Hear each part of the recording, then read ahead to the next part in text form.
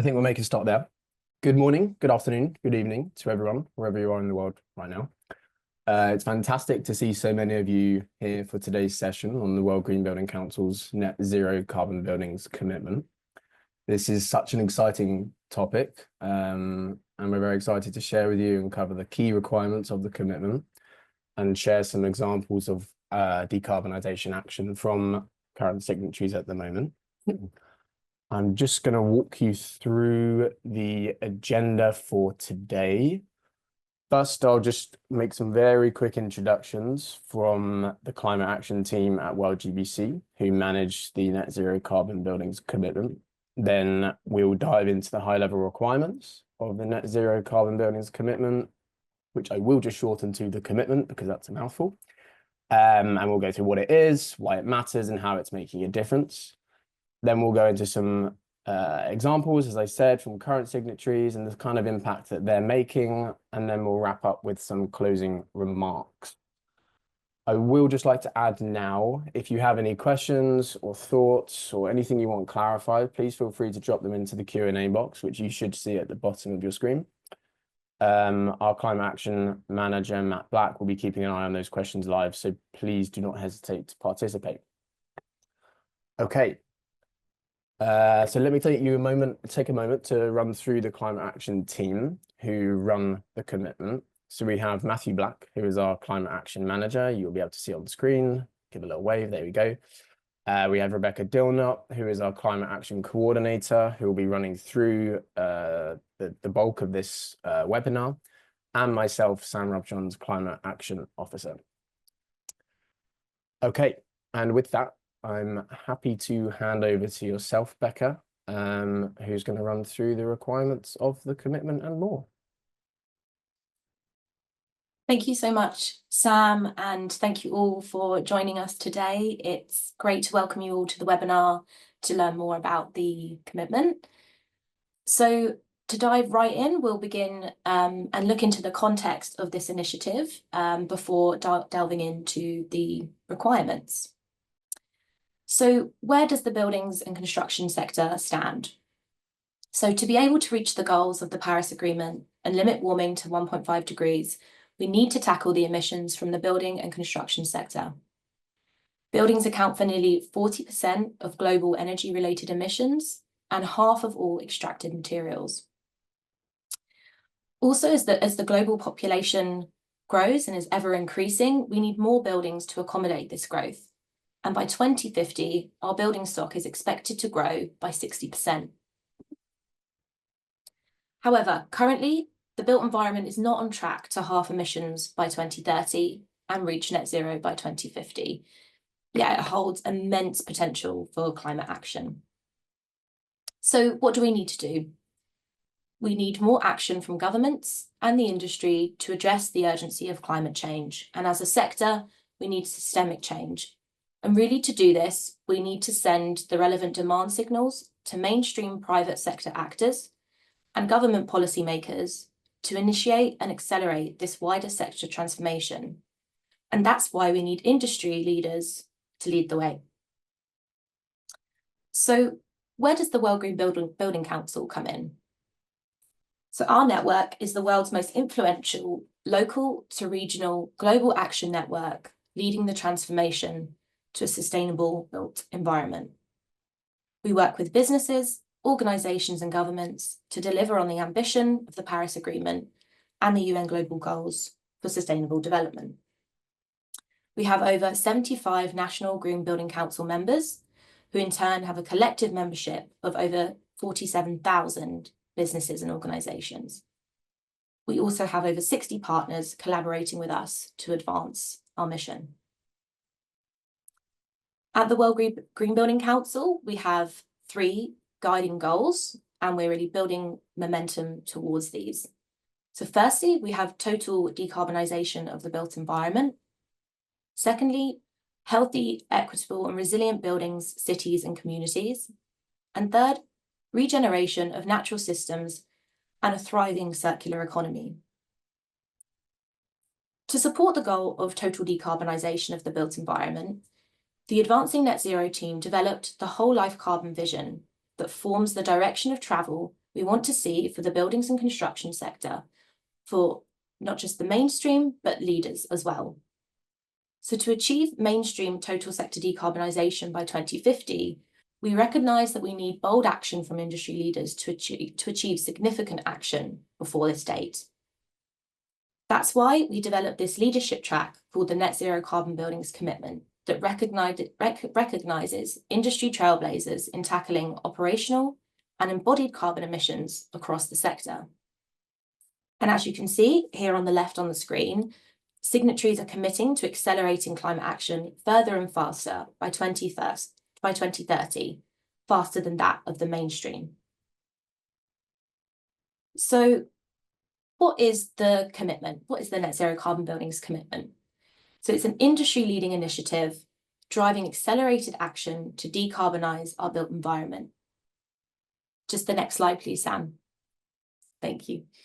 So to clarify, I think it's really important at this stage is the commitment is specifically a built environment initiative. So it's explicitly targeting the emissions from buildings rather than the entire scope of emissions from an entity. The commitment, as stated, includes action on operational and embodied carbon emissions, covering the whole life cycle. So our aim really is to recognise and promote advanced climate leadership action from businesses and organisations in decarbonising the built environment, but also to inspire others to take similar action and also to remove barriers to implementation.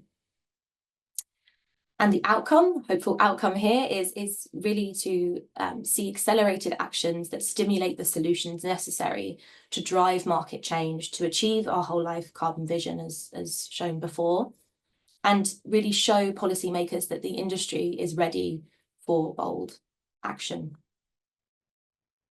So now I'll just go into a little bit more detail regarding the commitment to date.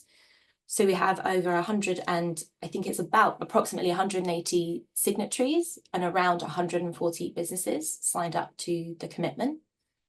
We also have 6 states and regions and 28 cities. So there are different pathways covering states and regions and cities, but today we'll be talking specifically about the business pathway. So our signatories have assets in more than 95 countries, amounting to nearly 20,000 assets, covering about 98 million square meters of total floor area. And just on the side here, I think it's really important to mention the commitment is recognised by other industry-leading initiatives, such as the Race to Zero, and also the Buildings Breakthrough, which many of you may be aware of. So the Race to Zero campaign is the world's largest coalition of non-state actors taking immediate action to halve global emissions by 2030. And the campaign has recognised the commitment and the actions of signatories as a significant demand-side lever in relation to the private sector towards accelerating the achievement of the 2030 breakthrough goals set out by the campaign. Also, the commitment has been recognised as a supporting initiative for the Buildings Breakthrough, and this initiative was launched at COP28, and it aims to provide a platform for international collaboration on hard to decarbonise sectors. And this really recognises, again, that the commitment is driving forward action from private sector businesses in achieving the goal of the breakthrough that is worldwide, near zero emission and resilient buildings being the new normal by 2030. So now on the next slide, I just wanted to show some examples of some of our existing signatories' assets. As you can see, they vary in typology and by region. We have signatories across the globe, but if you would like to see more and learn more about individual signatories, then please feel free to go onto our website, and we have a dedicated webpage listing our existing signatories and their commitments. So now I will delve into the components and the commitment framework. So Please note that this is an introduction to the requirements, and if you are interested further, then we recommend that you review our documents on our website further, and we will share these around later. So as you can see on screen, there are 5 components for signatories to follow to achieve the commitment. So the first component is commit. And the aim is to recognise entities that are committed to owning, occupying and developing new and existing assets within their direct control to reduce and compensate where necessary operational carbon emissions by 2030. And for newly developed assets or major renovation activities, achieve maximum reductions and compensate residual emissions by 2030. New developments or major renovation activities should achieve the maximum possible reduction in upfront embodied carbon emissions, maintaining a whole life carbon perspective achievable within the signatory's local market and context, with the remaining residual emissions compensated for. So I'll just go into a little bit more detail about this. So on the screen, you can see on the left, that column will specifically be requirements pertaining to operational carbon, and on the right, it's the embodied carbon. So kind of the high level requirement and commitment for operational is entities must commit all assets under direct operational or financial control to reduce and compensate where necessary all operational carbon emissions by 2030. So really this is about achieving a maximum possible emissions reductions from energy and refrigerants, and compensating for any residual emissions that remain to achieve net zero operational carbon by 2030. Then we have embodied. So entities must commit all new developments and major renovations under their direct control to reduce and compensate for the residual upfront emissions by 2030. So this one's a little bit more nuanced, so I'll break this down further.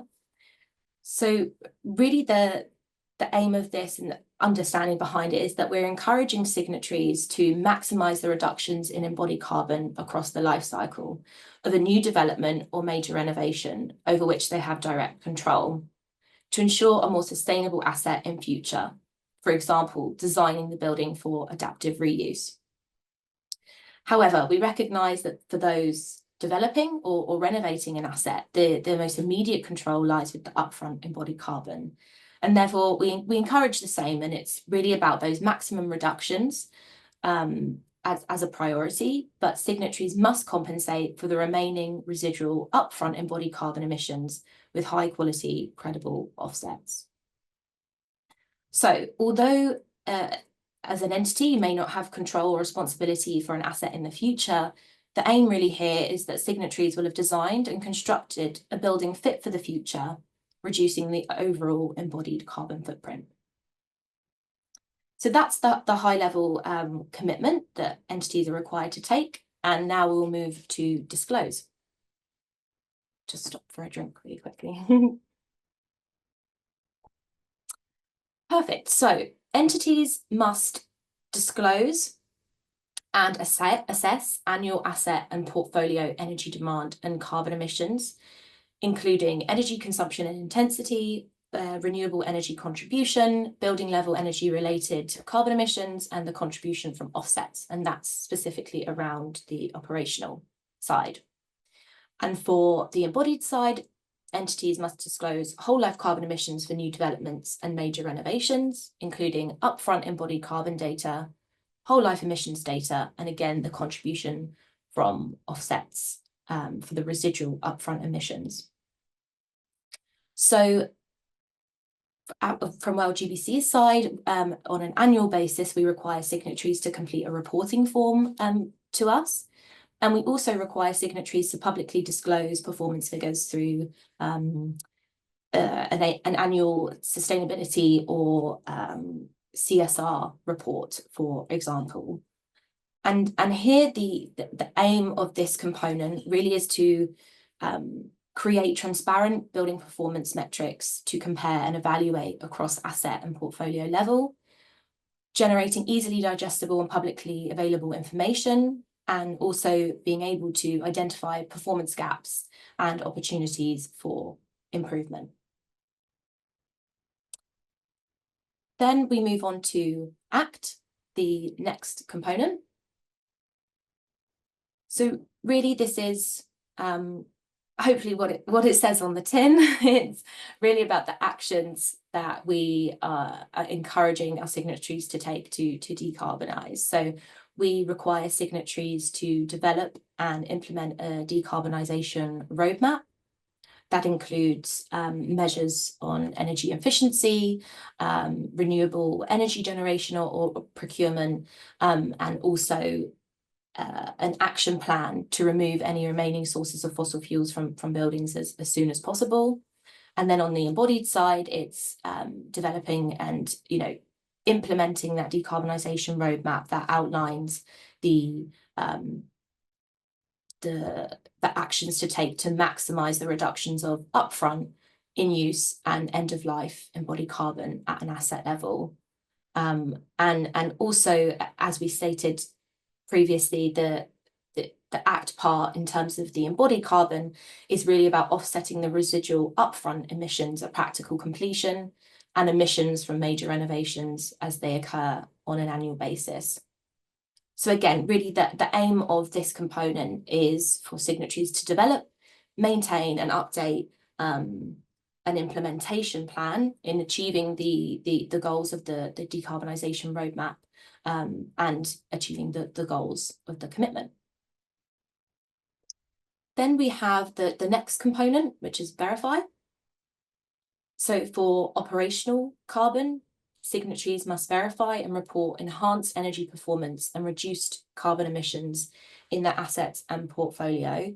And importantly, this is via an independent third party or market mechanism. So for example, that could be Green Building Council certification schemes, for example, or other third party ones as appropriate. And for embodied carbon, signatories must verify and report life cycle assessment calculations, embodied carbon and whole life carbon emissions data, again, via an independent third party or market mechanism, but that's at the asset level. So the thinking and aim of this really is that for the World Green Building Council, it's important that we and the public can have confidence in the progress that signatories are stating that they have made, and that's why we really require that third party verification. And as I kind of just touched on, so either entities can obtain asset level certification or portfolio level assurance through that third party verifier. And we do also have another option for SMEs, which is a self-assessment pathway by which they would self-assess for 2 years. Then in the third year, they would obtain third-party verification. And really the aim and kind of understanding behind this is of course to kind of reduce the burden of costs of verification, as we know that can be a barrier sometimes. And yeah, as stated, the overall aim really is for us to be able to create a better understanding and consistent measurement of whole life carbon emissions of new and renovated built assets to enable comparability of results, benchmarking and target setting to achieve maximum whole life carbon reductions. Then we have the final component, which is advocate. So as touched on in those previous 4 components, that really covers kind of the immediate scope of the commitment, which covers entities' direct control over the assets that they have. However, when the commitment was developed, we acknowledged that some stakeholders obviously can influence emissions much more through their business activities as opposed to just their assets. For example, as an architect, they may own or occupy some assets for their headquarters, but obviously they have far more influence through their design work.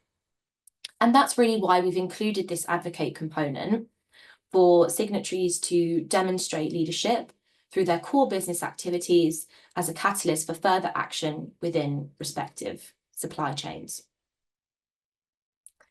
So yeah, I won't read off the screen again, as I kind of just covered that, but it's really examples include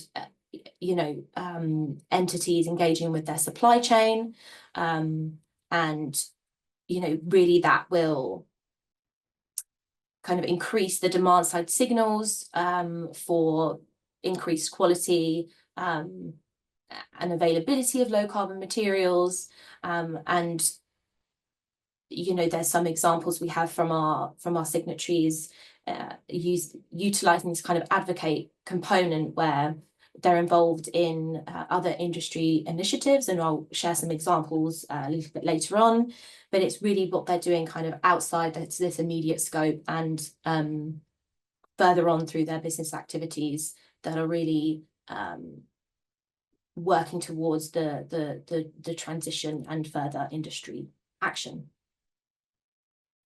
So those are the 5 components in a nutshell. As I said, there's more detail in our introduction document on our website, and we really encourage you to look through those for further information if needed. So moving on to the next kind of phase, here we have the principles for achieving this commitment. So really, we want these principles to form our entity's decarbonisation strategy and obviously subsequent actions. So I'll start with the principles for reducing operational carbon. And as you can see, they're numbered 1 through 4, and this also is reflective of how we see them being prioritised. So firstly, we have reduce and optimise energy demand. So that's prioritising consumption reduction and energy efficiency to ensure that buildings are performing as efficiently as possible.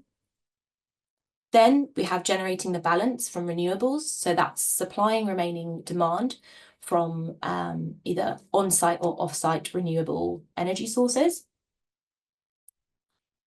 Then we have the compensation piece. So that's really about the offsetting residual operational emissions, such as from refrigerants or the use of unavoidable fossil fuels in buildings, with high quality and credible compensation activities.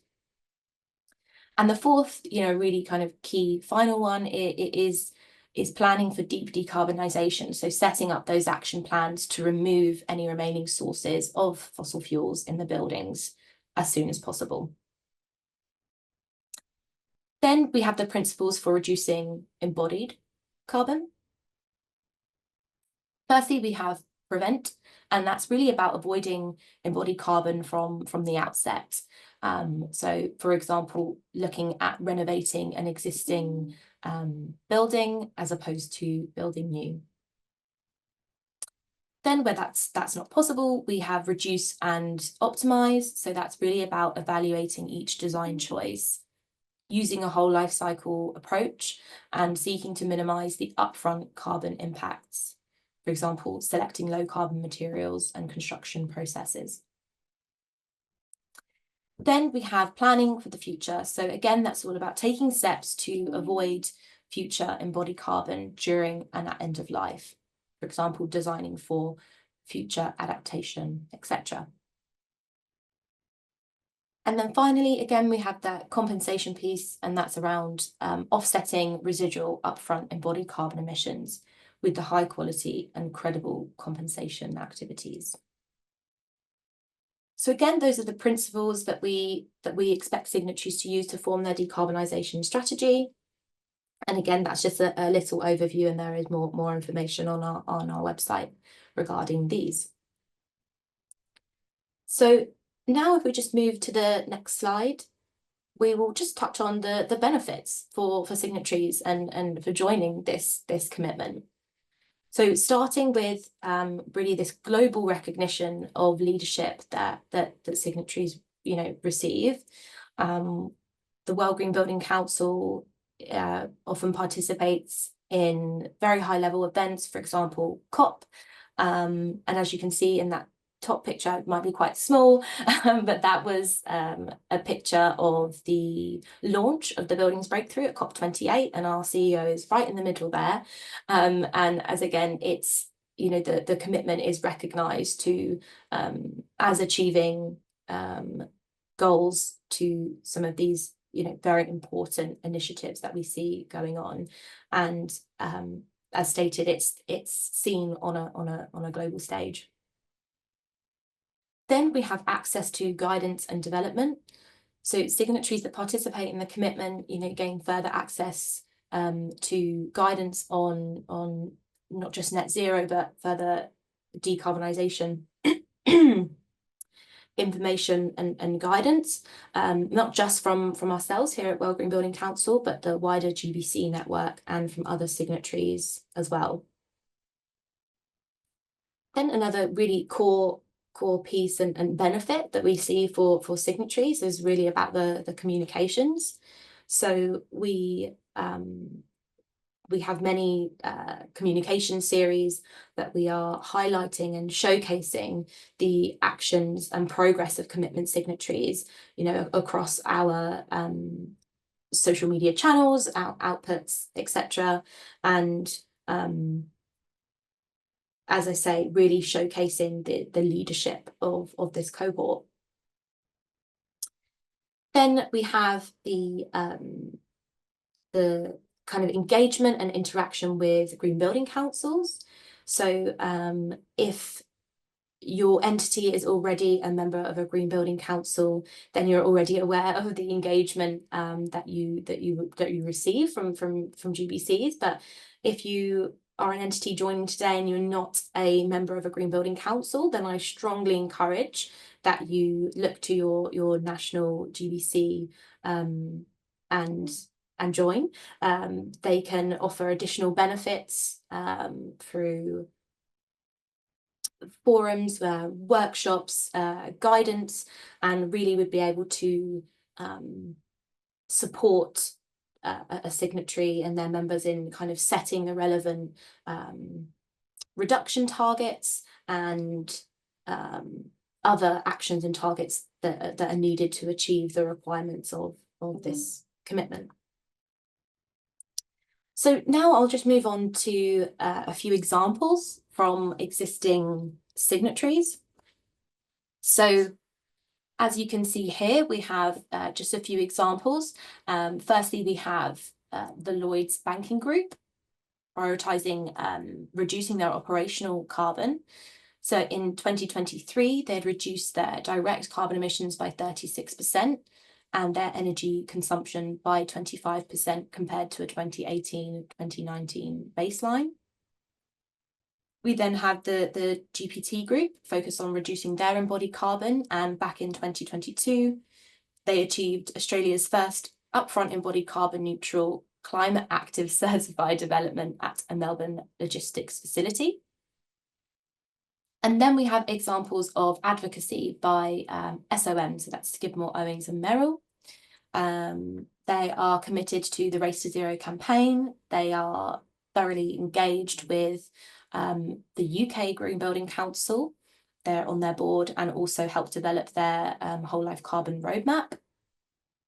And they're also contributing to the newly released UK Net Zero Carbon Buildings Standard.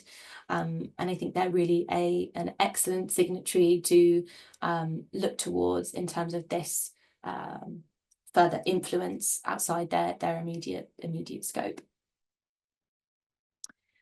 So those were just a few examples of action. As I say, we do run a lot of communication series highlighting the work of signatories, and we would be able to share them and send those around if that's of interest. But I just wanted to summarise a few for you today.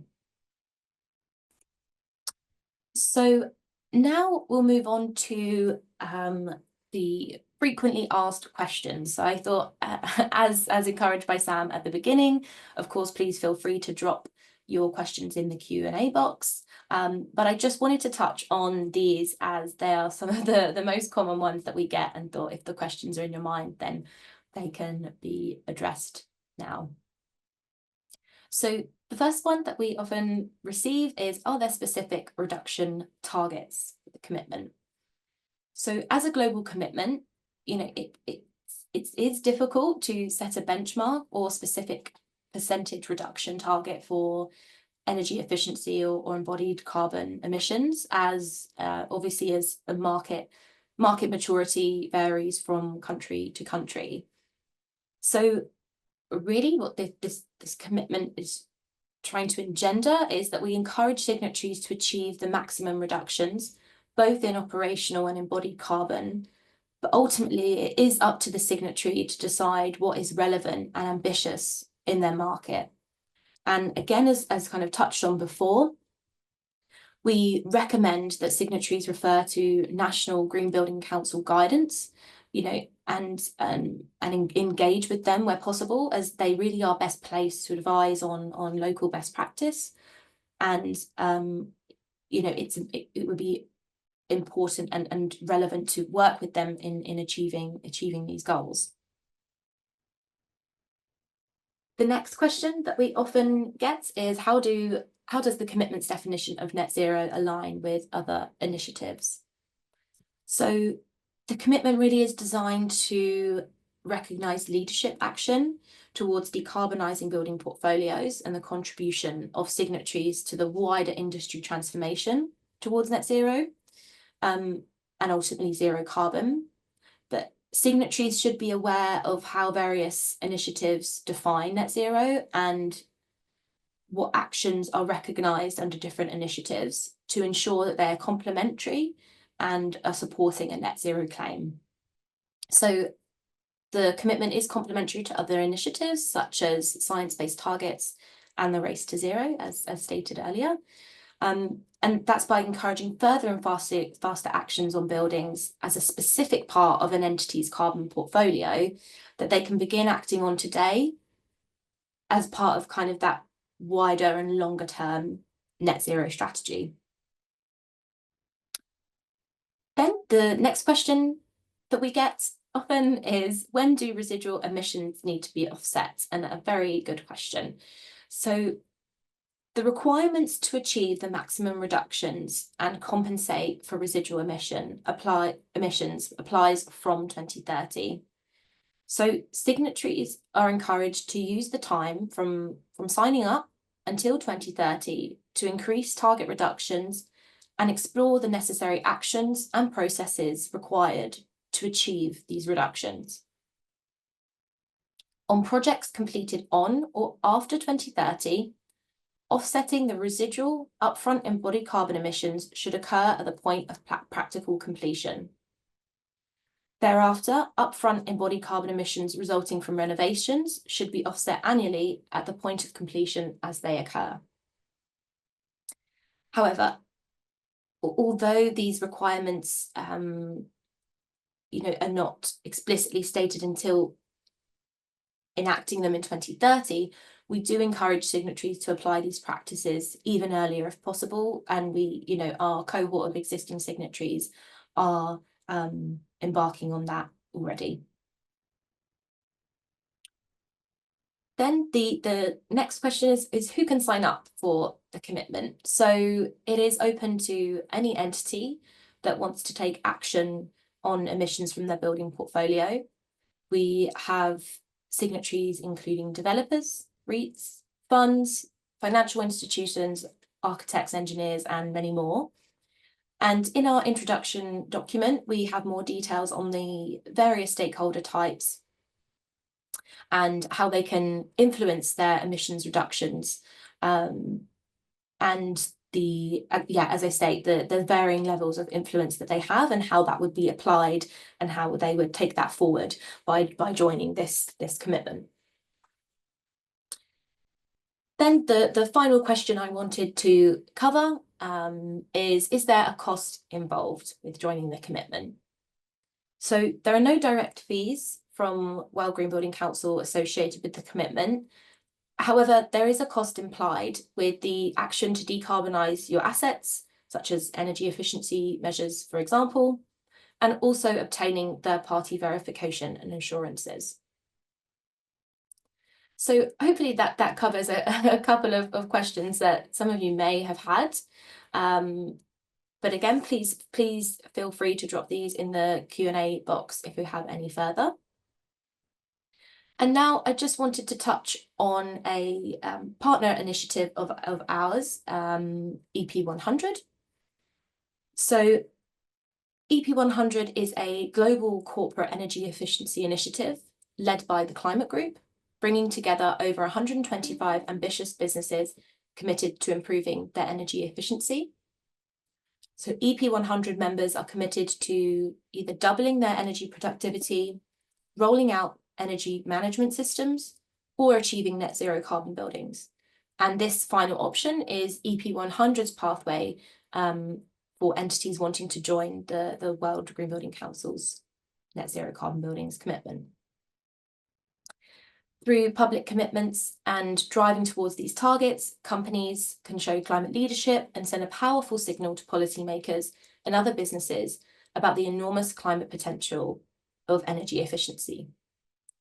And if you just skip 2 slides, please, Sam.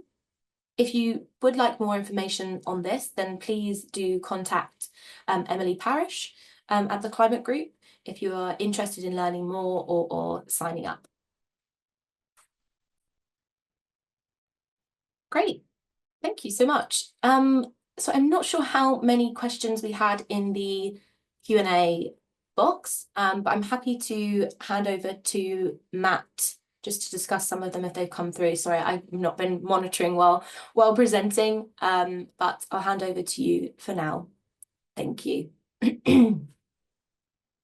Excellent. Thanks, Becca. I have been answering them as I go, but I think I'm also happy to go over some of them and talk through them now that we have a couple of minutes extra. So one of the first questions that we got through was from Francois. Thank you, Francois, for your question. And it was around the fact that SBTi, as many of you may be familiar, have recently published their own buildings guidance relevant to their net zero initiative. And Francois asks, how does the net zero carbon buildings commitment compare with SBTi's guidance? So what I would say is that WorldGBC's net zero carbon buildings commitment has existed for some time longer than SBTi's buildings guidance, but they can both be complementary and used at the same time, or at least to inform wider action under your portfolio. Hopefully, as you've understood from Becca's explanation, is that our commitment focuses on a high-level target of achieving a net zero for operational emissions and achieving a maximum reduction for upfront embodied carbon in relation to new developments and major renovations. These are high-level targets that we want you to aim for, whereas science-based targets buildings guidance can be used to provide explicit reduction targets that can help you inform the action that you take in relation to your assets. So again, I hope that answers to some degree. And if you have any further questions, please feel free to reach out to the team. You can see some emails on the screen right now. The next question we have is from Prithvi, and Prithvi asks whether stakeholders can use the commitment for the buildings that architects design, or is it for firms who own the asset? So again, I'll try and go over this a little bit more in the sense that the scope of WorldGBC's net zero carbon buildings commitment is focused on the assets that an entity has direct control over according to the GHG protocol. So usually we are talking about the assets or buildings that an entity has operational or financial control. And so you may occupy or you may own that asset, or you may have sort of operational management control over that asset. So that's what we're really talking about in terms of the scope of this commitment. So for example, if you are an architect, the assets under consideration are the ones that you either own, or if you do not own, maybe that you occupy as a tenant if you have operational control over that asset or space. However, we do strongly encourage signatories under the advocate section to take action to reduce emissions through their business activities. And so if we are talking about an architect in this sense, and we have many architects signed up to the commitment, and I'd encourage you to go and look at their commitment profiles to see examples of the kind of targets that they have set. Ideally, we would like to see our architects set targets on reducing emissions from the buildings that they design as well. Next, we had a question from Dima, and Dima asks about what is the geographical scope for the initiative. So again, the commitment is a global initiative, and as Becca has touched on, part of the design of the commitment in terms of not setting explicit reduction targets is in order to provide an inclusive framework for people to participate across the globe. Equally, whilst we don't set explicit reduction targets, i.e. you have to achieve sort of 40% reduction by this point, 50% reduction by this point, we strongly encourage signatories as part of the joining process to set relevant reduction targets, perhaps informed by other initiatives like science-based targets, buildings guidance, as we saw from the first question, that are applicable to the country or region in which they operate, or indeed where their assets are located. So that's been a few of the questions that I've answered by text, but we've also had some more come in. So first from Paul Norton, after all the emphasis on reducing carbon emissions, why are most sustainability consultants advocating VRF systems? They seem to be ignorant of addressing how to improve existing central plant systems. Okay, Paul, apologies. I'm a little bit unfamiliar with this R410A that you're referencing, but it's difficult.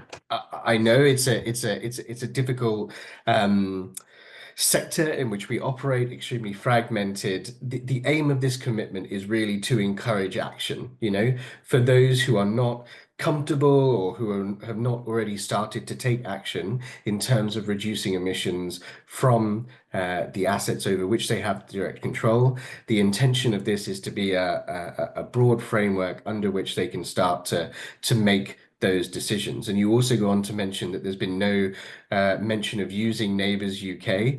Absolutely. If you have assets in the UK, we would encourage the use of any building certification system in terms of informing the actions that you take to decarbonize your assets or buildings. And indeed, as Becca would have covered, in terms then of the verification element of this initiative, the absolute sort of best way that you can verify your progress is through asset level certification, through using something like Neighbours UK. But of course, if you are unable to procure individual asset level certification for every asset that you are considering, then we also accept sort of portfolio level assurance and verification. We have another question from Godfrey. How do I know if the building that we are building now is fulfilling the requirement or net zero compliance? Any particular certification that we need to apply? So absolutely, Godfrey. Again, this initiative should not be used to verify or confirm that a particular asset is net zero.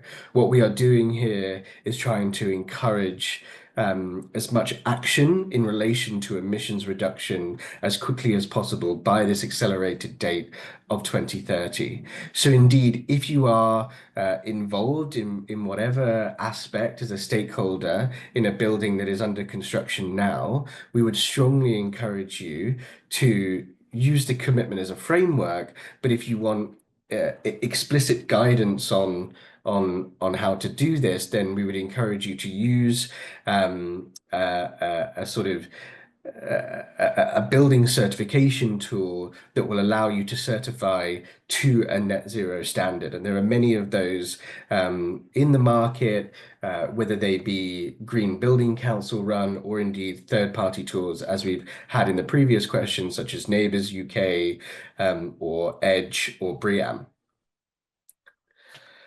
So I hope that goes some way in answering your question. But if you are talking in reference to this commitment, it is not explicit that you need the certification. In order to confirm that, in your annual reporting process, you'll just need to provide the verified data to show that your assets have either been constructed and or operated to a net zero standard. Okay, we have another question that's come in, so thank you very much. Another one from Prithvi. Is there a guidance document or strategy on a regional level to see and compare the ambitions that designers or stakeholders are setting on themselves? Excellent question, Prithvi. So again, we at WorldGBC and this commitment is operating at a global level. So as you are probably starting to understand that the guidance is at a pretty high level. So again, we encourage you to go and check out your local National Green Building Council, as they will be able to provide specific actions, targets, perhaps they even run a certification tool, etc., technical guidance on how you can go about reducing emissions as a designer, etc., in relation to your projects. So as WorldGBC, we encourage you to go to your local Green Building Council, as they know their local markets much better than we do, and they should be able to provide you with that specific local level guidance. But indeed, if you have further questions or you would like us to introduce you to your local Green Building Council, then again, please get in touch via the email addresses that you see on screen, and we'd be happy to facilitate that moving forwards.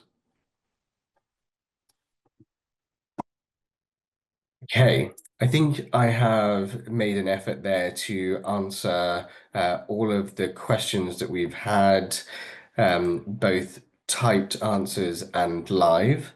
So if there are no more, I'm happy to pass back to you, Becca. But obviously, as a final point, again, just to reiterate, if you have any further questions or would like to have, an exploratory discussion with the team about your own entity and your position, then do get in touch.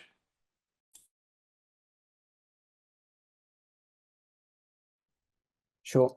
Thank you very much, Matt, for answering those questions. And thank you, Becca, for a fantastic presentation. I think it was really well laid out, and I think it's great to see so many of you engaging in the Q&A box. Before we will leave, I just want to reiterate and leave you with some next steps. Please do explore our website, the commitment section on the website, read the documents and the guidance and the further FAQs on there.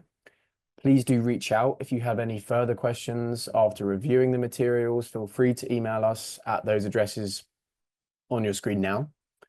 And get involved, fill in the joining form and start taking action in your portfolio today.